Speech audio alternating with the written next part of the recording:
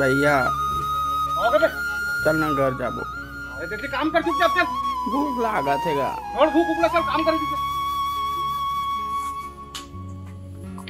चल ना का छोड़ ले चल चल घर जाबो चल। चल चल चल चल जाबो चल। कमाला तो घर।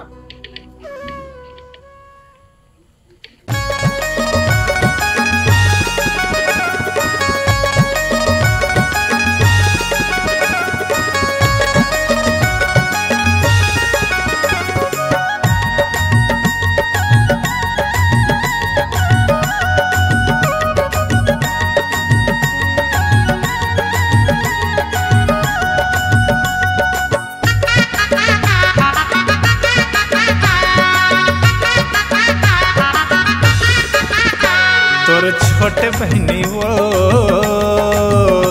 तोर छोटे बहनी वो भौजी मोला बड़ सुहाते। तोर छोटे बहनी वो भौजी मोला बड़ सुहाते।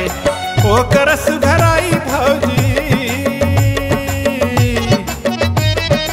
ओकर सुधराई ओकर मुच मुच मुस्काई मोर दिल में छेदाते। मोर छोटे बहनी ना कुछ नहीं सुहाए। मोर छोटे बहनी ना कुछ गोट नहीं सुहाए। पढ़ लिख के वहाँ गए थे। पढ़ लिख के वहाँ गए थे मैडम बन जाते। तोर छोटे बहनी वो भौजी मोला बड़ सुहाते। मोर छोटे बहनी ना बाबू कछु नहीं सुहाए।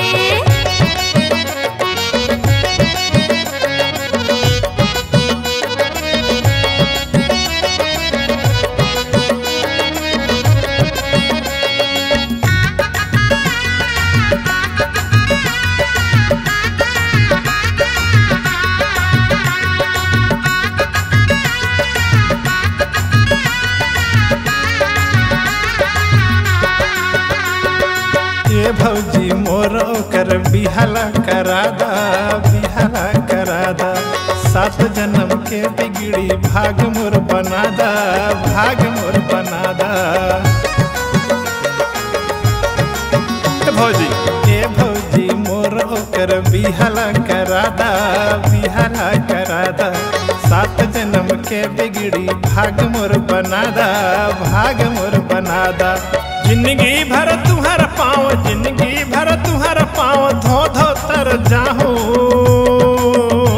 मोर छोटे बहनी ना कुछ नहीं सुहाए।